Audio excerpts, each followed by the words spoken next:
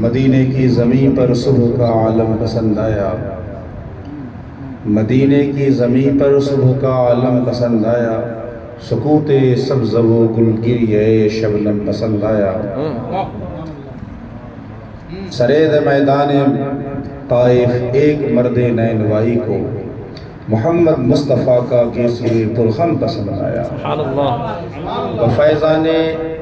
بفیض گرمی عشق نبی حال ہے ہمدم، بفیض گرمی عشق نبی حال ہے ہمدم، بیابان عرب کا آتشی موسم پسند آیا۔ وہ ہر عالم کی رحمت ہیں کسی عالم میں رہ جاتے، وہ ہر عالم کی رحمت ہیں کسی عالم میں رہ جاتے، یہ ان کی مہربانی ہے کہ یہ عالم پسند آیا۔ اللہ کا کتنا بڑا فضل و احسان ہے، آج ہم اور آپ گلشن خیرات میں پھر ایک بار حاضری کی سعادت حاصل کر رہے ہیں، اور یہ عجیب اتفاق ہے کہ کل حاجی رضا علی صاحب نقشبندی سے ہماری گفتگو ہوئی، اور اس کے بعد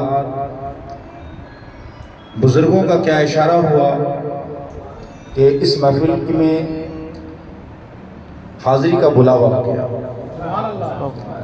ہم یہ اپنے بزرگوں کا اشارہ ہی سمجھتے ہیں، اور آپ حضرات بھی اپنے مرشد طریقت کی زیارت کے لیے حاضر ہو گئے۔ ہم سب کی سب سے بڑی خوش نصیبی حضور مرشد عالم سے ملاقات ہے، اور ہر وقت ہمیں اپنے مرشد کی رضا کا طلبگار ہونا چاہیے۔ ابھی جن جن لوگوں نے اپنے شیخ کی شان میں منقبت پیش کی ہے، دراصل یہ منقبت یہ سنت ہے حضور اقدس صلی اللہ علیہ وسلم کی۔ سیدنا حسان بن ثابت رضی اللہ تعالیٰ عنہ اپنے شیخ اور اپنے مرشد کی شان میں، مرشد کائنات کی شان میں، حضور اقدس صلی اللہ علیہ وسلم کی شان میں ممبر پر کھڑے ہو کر نعت پاک پیش کیا کرتے تھے، اور آج جو ان کے نائبین ہیں ان کی شان میں مناقب پیش کیے جاتے ہیں، یہ ان کی تعریف نہیں بلکہ اس منعم کی تعریف ہے جس نے ان پر انعام فرمایا۔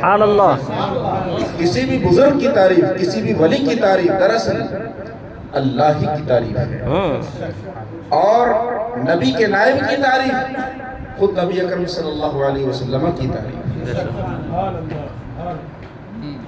ماہ ربیع النور کا یہ مہینہ چل رہا ہے، اور ہم مرشدان غلامان طریقت یہاں حاضر ہیں، اور میخانہ نقشبند سے میخانہ خیریہ سے ہم لوگ جام پی رہے ہیں۔ ایک آیت کریمہ اس کی مختصر توضیح کر کے میں اپنی گفتگو آگے بڑھانا چاہتا ہوں۔ اللہ تعالیٰ فرماتا ہے اِنَّا أَنزَلْنَاهُ فِي لَيْلَةِ الْقَدْرِ، بے شک ہم نے اسے قدر کی رات میں اتارا۔ وَمَا أَدْرَاكَ مَا لَيْلَةُ الْقَدْرِ، اس کی تو ایک تفسیر علماء ظواہر نے یہ کی ہے کہ ہم نے قرآن کو شب قدر میں اتارا، لیکن علماء صوفیہ اس کی ایک الگ تفسیر کرتے ہیں، اور ان کی تفسیر پڑھ کے دل جھوم جاتا ہے۔ وہ فرماتے ہیں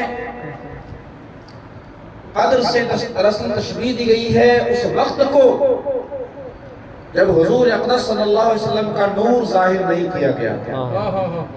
جب نور مصطفیٰ ظاہر نہیں ہوتا تو وہ لیلۃ القدر کی مانند تھا، وہ وقت بھی نہیں کہہ سکتے ہیں، وہ حال قدر کی رات کی مانند تھا، صرف خدا تھا، خدا کے علاوہ کوئی موجود نہ تھا۔ اللہ فرماتا کنت کنزا مخفیا، میں ایک مخفی خزانہ تھا۔ اس قدر کی رات میں کلام الہی جاری ہوا، کلمہ کن صادر ہوا، اور نور سے نور مصطفیٰ وجود میں آ گیا تو مطلع الفجر ہو گیا، سبحان اللہ، صبح طلوع ہو گئی۔ اسی کو فرمایا ہم نے اسے قدر کی رات میں اتارا۔ امام اہل سنت علیہ حضرت فرماتے ہیں لیلۃ القدر میں مطلع الفجر حق، مانگ کی استقامت پہ لاکھوں سلام۔ سبحان اللہ، سبحان اللہ، واہ کیا شان ہے میرے آقا کی۔ حضرت امام عبد الرزاق بن حمام بن نافع حمیری نے، جو امام بخاری کے دادا استاذ ہیں، وہ اپنی کتاب مصنف میں حدیث روایت کرتے ہیں۔ جابر بن عبداللہ انصاری رضی اللہ تعالیٰ عنہ اس حدیث کے راوی ہیں، فرماتے ہیں اخبرنی عن اول شیء خلقہ اللہ تعالیٰ قبل الاشیاء، اے نبی صلی اللہ علیہ وسلم مجھے آپ بتائیں کہ اللہ تعالیٰ نے سب سے پہلے کس چیز کو پیدا فرمایا۔ آقا عائشہ فرماتے ہیں یا جابر ان اللہ تعالیٰ قد خلق قبل الاشیاء نور نبیک من نوری لم يكن في ذلك الوقت لا ولا قلم ولا جنة ولا نار ولا ملك ولا شمس ولا قمر ولا جني ولا انسي۔ اے جابر اللہ تعالیٰ نے سب سے پہلے تیرے نبی کے نور کو اپنے نور سے پیدا سبحان اللہ، سبحان اللہ، اس وقت لوح قلم، عرش و کرسی، آسمان و زمین، انسان اور جنات کسی کا وجود نہ تھا۔ سبحان اللہ، بے شک، پھر اس نور کے 4 حصے بنائے اور پھر اس سے مختلف چیزوں کی عرش کو اور کرسی کو قلم کو پیدا فرمایا، پھر اس کی حصے بنائے اور اس سے حاملین عرش کو بنایا، فرشتوں کو بنایا، اور پھر اس کی اور حصے کی زمین و آسمان کو پیدا فرمایا۔ گویا پوری کائنات نور مصطفیٰ سے وجود میں آ گئی۔ تو حضور صلی اللہ علیہ وسلم اصل کائنات ہوئے یا نہیں ہوئے؟ بے شک، منبع کائنات ہوئے یا نہیں ہوئے؟ جب آپ ہی اصل کائنات ہوئے تو پوری کائنات میں آپ کی جلوہ گری ہوئی، سرکار حاضر بھی ہوئے یا ناظر بھی ہوئے؟ سبحان اللہ، اب سارا حاضر ناظر کا مسئلہ تو حل ہو گیا ہے حدیث پاک سے، لیکن عجیب بات ہے کہ لوگ ان بھول بھلیوں میں الجھے ہوتے ہیں، ان کو حاضر ناظر کا مسئلہ سمجھ میں نہیں آتا، اس لیے کہ مقام مصطفیٰ سمجھ میں نہیں آتا۔ قرآن ایک جگہ فرماتا ہے اے محبوب آپ فرما دیجئے قل انما انا بشر مثلکم یوحی الی، آپ فرما دیجئے کہ میں تمہاری طرح انسان ہوں، میں تمہاری شکل و ظاہری شکل و صورت میں تم جیسا ہوں، میرے پاس وحی آتی ہے۔ یہ کس سے کہا گیا؟ یہ ان سے کہا گیا کہنے کے لیے، مومنین سے نہیں کہی ہے۔ اس کی تفسیر میں علامہ ابن کثیر فرماتے ہیں قل لہؤلاء المشرکین، اے محبوب ان کافروں سے کہہ دیجئے، اس لیے کہ ان کافروں سے فرماتے ہیں کہ میں تمہاری طرح ہوں، مومنوں سے نہیں کہا گیا۔ مومن سے تو آپ یہ فرماتے ہیں کہ آپ یہ کہیں ایکم مثلی، تم میں سے کون میری طرح ہے؟ یطعمنی ربی ویسقینی، میرا رب مجھے کھلاتا ہے اور پلاتا ہے۔ سبحان اللہ، سبحان اللہ، میرے مرشد کریم نے وہاں بھرولی میں ایک نقطہ ارشاد فرمایا، بشر کا لفظ آیا ہے اس میں، اس آیت کریمہ۔ سبحان اللہ، حضور شیخ العالم نے فرمایا بشر کا معنی کیا ہے؟ تو بشر کا معنی لغت میں ہوتا ہے ظاہری خد و خال کو، ظاہری خال کو، ظاہری شکل کو بشر کہا جاتا ہے۔ حضرت نے فرمایا ظاہر کی چیزوں کو بشر کہا جاتا ہے۔ بشر کا مطلب نہیں ہے کہ وہ حقیقت ہے، پورا وجود بیان کیا جا رہا ہے، بس ظاہر کے بارے میں کہا گیا میں ظاہر میں، لیکن میں تمہاری طرح انسان لگ رہا ہوں، لیکن میری حقیقت کو چھوڑو۔ سبحان اللہ، حقیقت یہ ہے کہ آپ کی حقیقت آپ کے رب کے سوا کوئی جانتا ہی نہیں۔ سبحان اللہ، آپ سیدنا صدیق اکبر سے فرماتے ہیں یا ابا بکر لم یعرفنی حقیقتی غیر ربی، اے ابو بکر میری حقیقت کو میرے رب کے سوا کسی نے جانا نہیں۔ سبحان اللہ، سبحان اللہ، یہی تو وجہ ہے کہ جب آپ شب معراج تشریف لے جاتے ہیں تو جبریل امین کہتے ہیں جو سید الملائکہ ہیں لو دنوت المنت اللہ ترکتو، اگر یکسری موئے برتر برم فروغ تجلی بسوزت برم۔ سید الملائکہ یہ کیوں کہنا پڑا؟ اگر سرکار محض نور ہوتے تو عالم نورانیت تک رہ جاتے، سرکار اگر محض بشر ہوتے تو عالم بشریت تک آپ کا وجود سمٹ کے رہ جاتا، عالم ملکوتیت تک آپ کا سفر نہیں ہوتا۔ سرکار اگر محض نور ہوتے تو عالم نورانیت کی حد تک رک جاتے، لیکن آپ اس سے بھی آگے بڑھ رہے ہیں، جو عالم نورانیت سے بھی ماورا ہے، عالم ملکوتیت سے بھی ماورا ہے، عالم رسول سے ماورا ہے، عالم ملکوت سے ماورا ہے، حقیقت کی طرف بڑھ رہے ہیں۔ جس کو قرآن نے بیان فرمایا ثم دنا فتدلی فکان قاب قوسین او ادنی. اب میں ان تفصیلات میں نہیں جانا چاہتا. سرکار دو عالم صلی اللہ علیہ وسلم کی حقیقت کو نہ سمجھنے والے بہت طرح کے الجھنوں کا شکار ہیں. بشریت میں الجھ گئے, مثلیت میں الجھ گئے, کہیں علم میں الجھ گئے. جب وہاں سرکار نے اپنے رب کو بے حجاب دیکھ لیا, اب کون سی چیز مخفی رہی ہے اور کوئی غیب کیا, تم سے نہا ہو بلا جب نہ خدا ہی چھپا تم پہ کروڑوں. اور دیکھا بھی تو ایسے دیکھا اپنے رب کو ما زاغ البصر وما طغى, نگاہ نہ جھپی نہ بہکی, ما زاغ البصر وما طغى, رب کو دیکھا اس حالت میں دیکھا. اور یہاں کوہ طور پر موسیٰ علیہ السلام کا حال تو یہ ہے, وہاں تجلی صفات ہے, طور پر تجلی صفات ڈالی. موسیٰ علیہ السلام نے خواہش ظاہر کی رب ارینی انظر الیہ, اللہ تعالیٰ نے کہا جلوہ ذات ڈائریکٹ نہیں دیکھ سکتے, میں طور کو اپنی تجلی گاہ بناتا ہوں, طور کو آئینہ بناتا ہوں, طور پر اپنی تجلی ڈالتا ہوں, آپ اس میں دیکھ لو.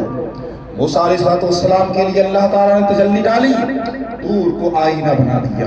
فلما تجلی ربہ للجبل جعلہ دکا وخر موسیٰ صعقا, طور پر تجلی ڈالی, طور پہاڑ پاش پاش ہو گیا, ریزہ ریزہ ہو گیا.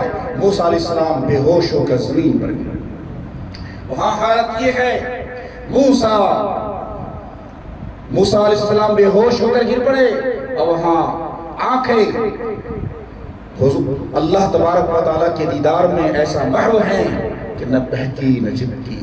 موسیٰ ز ہوش رفت بیک پر طبع صفا, تو عین ذات میں نگری در تبسم. موسیٰ علیہ السلام بے ہوش ہو گئے. پھر کیسے کہتے ہیں کہ نبی ہماری طرح انسان ہو سکتے؟ میرے بھائیو, سمجھنے کی بات یہ ہے, حضور اقدس صلی اللہ علیہ وسلم کا ظہور ایک کائنات میں انسانیت کا نقطۂ کمال تھا, اور اس کے بعد جب نبوت کا دروازہ بند ہوا تب سلسلہ ولایت کو جاری کیا گیا. سلسلہ ولایت کے ذریعے سے نبوت کا فیض پوری کائنات میں عام کیا گیا. اب نبی تو پیدا نہیں ہوں گے, لیکن نائبین انبیاء ہر دور میں پیدا ہوتے رہیں گے. وہ مجددین کی شکل میں آئیں گے, مجتہدین کی شکل میں آئیں گے, اولیاء کی شکل میں آئیں گے, علماء کی شکل میں آئیں گے, لیکن ہر دور میں پیدا ہوتے رہیں گے. جب اس امت پر 1000 سال کا زمانہ گزر گیا تو امت ضعیف ہو گئی, ضعف طاری ہو گیا, دین سے اس امت کا رشتہ کٹنے لگا. کیونکہ پہلے 1000 سال پر اولو العزم انبیاء بھیجے جاتے تھے, نبی ہر دور میں آتے تھے, لیکن اولو العزم انبیاء 1000 سال میں بھیجے جاتے تھے. جب اس امت پر 1000 سال پورا ہو گیا تو اللہ تعالیٰ نے اس امت کے لیے, اس امت کی تجدید کے لیے, دین کی تجدید کے لیے 1000 سال کا مجدد مبعوث فرمایا. 1000 سال کے مجدد. نبی کے لیے بھی بعثت کا لفظ آیا ہے اور مجدد کے لیے بھی بعثت کا لفظ آیا ہے. نبی بھی مبعوث ہوتے ہیں اور مجدد بھی مبعوث ہوتے ہیں. میں ایک نقطے کی طرف اشارہ کر کے اپنی گفتگو سمیٹنا چاہتا ہوں, حضور اجازت ہے. وہ بہت اہم نقطہ ہے, کافی دنوں سے میں ریسرچ کر رہا تھا, غور و فکر کر رہا تھا, لیکن امام ربانی ثانی کا فیض کیا ہوا کہ مرشد گرامی کی توجہ سے کچھ نکات ہمارے ذہن میں ڈالے گئے. آج میں اس کو آپ کے سامنے پیش کرنا چاہتا ہوں. حضور اقدس صلی اللہ علیہ وسلم کی حضور اقدس صلی اللہ علیہ وسلم کی اتباع میں امام ربانی کو وہ کمالات حاصل ہوئے جو کمالات ان سے پہلے اولیاء متقدمین کو حاصل نہیں ہوئی. ان کو وہ خصوصیات دی گئی جو اوروں کو نہیں دی گئی.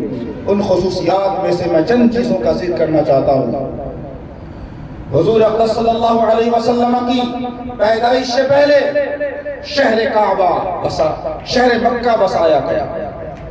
مکہ شہر آباد کیا گیا, پورے پلان کے ساتھ مکہ شہر کو آباد کیا گیا. حضور اقدس صلی اللہ علیہ وسلم کی پیدائش سے پہلے خانہ کعبہ کی بنا رکھی گئی ہے، کیونکہ یہ نبی آخر الزماں کا مستقر بننا تھا، انبیاء کرام کا مدفن بنی وہ سرزمین۔ حضور اقدس صلی اللہ علیہ وسلم کی اتباع میں امام ربانی کے لیے ہندوستان کی سرزمین پر شہر سرہند کی بنیاد رکھوائی گئی۔ خواجہ رفیع الدین رحمت اللہ علیہ جو آپ کے چھٹے دادا ہیں، ان کے ذریعے سے سرہند شریف کے اندر شہر کی بنیاد رکھی گئی۔ وہاں حضور اقدس صلی اللہ علیہ وسلم کے جد اعلیٰ ابراہیم علیہ السلام کے ذریعے بنائے خانہ کعبہ کی جاتی ہے، مکہ شہر آباد کرا جاتا ہے، وہ آپ کی جد اعلیٰ ہے، اور یہاں آپ کے جد اعلیٰ کے ذریعے سے سرہند شریف کی بنیاد رکھی جا رہی ہے، شہر تعمیر کرایا جا رہا ہے۔ وہاں مکہ کی سرزمین پر میں تشبیہ نہیں دے رہا ہوں بلکہ مطابعت دکھا رہا ہوں، موافقت دکھا رہا ہوں کہ مجدد پاک کی زندگی میں سرکار کی زندگی سے کتنی موافقت پائی جا رہی ہے۔ امام ربانی کس قدر سرکار کے نقش قدم پر چل رہے ہیں، سبحان اللہ، ظاہراً بھی اور باطناً بھی، سبحان اللہ، کیا موافقت ہے۔ وہاں مکہ شریف کے اندر ہزاروں انبیاء کرام کو پہلے لا کر بسایا گیا، ان کا مدفن بنایا گیا۔ مکہ شریف کے اندر ہزاروں انبیاء کرام کی قبریں موجود ہیں۔ اب آپ اگر ہندوستان کی کسی بھی خطے پر نگاہ ڈالیں تو آپ کو کوئی اور خطہ نہیں ملے گا جہاں کثرت کے ساتھ انبیاء کرام کو لا کر بسایا گیا ہو۔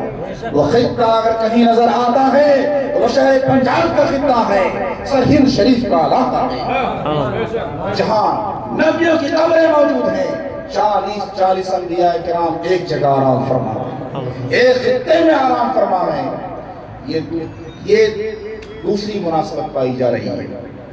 حضور اقدس صلی اللہ علیہ وسلم کا نام مبارک بھی احمد اور آپ کا نام مبارک بھی احمد ہے، جو کہ آپ مکمل طور پر اس سرکار کے کمالات نبوت کے شامل ہیں۔ کمالات نبوت بھی، کمالات ولایت بھی، دونوں آپ سے جاری ہوئے، اور آپ نے اپنے زمانے میں ان تمام کمالات کی تجدید فرمائی۔ اور ایک اور چیز جو آج تک ہم نے کسی کتاب میں نہیں پڑھی، نہ کہیں کسی خطیب سے سنا، لیکن یہ صرف مرشد گرامی کا فیض ہے، یہ بات ہمارے ذہن میں ڈالی گئی۔ حضور اقدس صلی اللہ علیہ وسلم کا زمانہ بعثت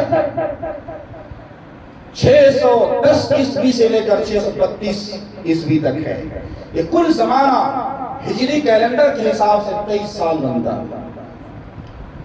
حضور اقدس صلی اللہ علیہ وسلم کا جو زمانہ بعثت ہے، جس میں آپ نے اعلان نبوت فرمایا، اعلان نبوت کے بعد پھر آپ نے کار نبوت کو انجام دیا، یہ 23 سال بنتے ہیں جب ہم امام ربانی مجدد الفسانی کی زندگی پر روشنی ڈالتے ہیں، جب اس پہ غور و فکر کرتے ہیں تو آپ کا زمانہ تجدید بھی 23 سال بنتا ہے۔ سبحان اللہ، سبحان اللہ، آپ کا زمانہ تجدید بھی 23 سال بنتا ہے۔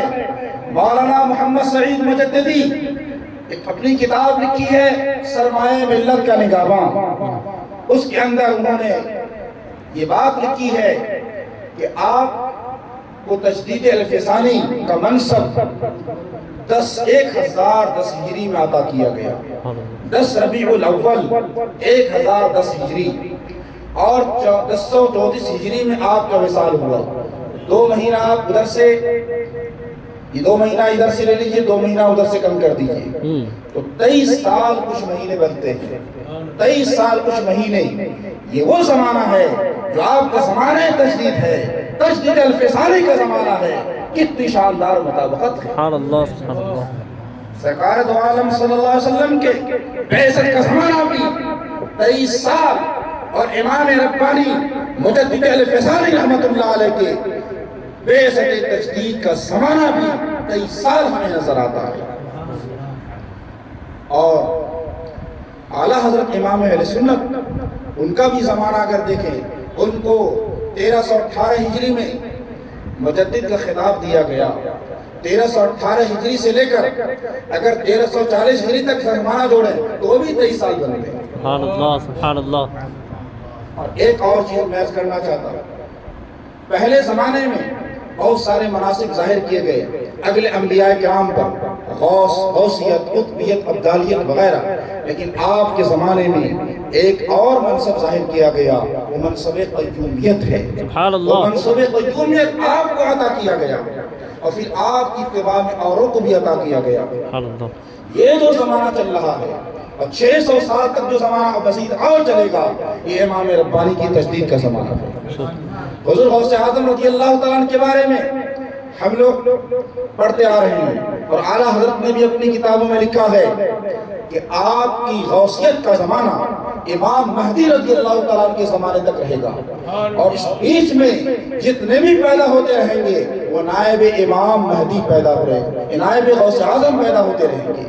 سرکار غوث اعظم غوثیت کبریٰ کے منصب پر فائز ہیں، لیکن جب ہم اس قاعدے کی روشنی سے دیکھتے ہیں تو امام ربانی مجدد الفسانی، جن کو 1000 سال کا مجدد بنایا گیا، تو آپ تو مجدد اعظم ہیں، لیکن ہر قرن میں اور ہر زمانے میں آپ کے نائب پیدا ہوتے رہیں گے۔ سبحان اللہ۔ امام ربانی کے نائب ہر زمانے میں پیدا ہوتے رہیں گے، اور کوئی نہ کوئی ایسی شخصیت موجود ہوگی ہر زمانے میں جو امام ربانی کے کمالات کا اور ان کی خصوصیات کا اور ان کے کمالات نبوت کا اور کمالات ولایت کا حامل ہونا چاہیے، تبھی تجدید کے تقاضے پورے ہو پائیں گے 1000 سال تک کے لیے۔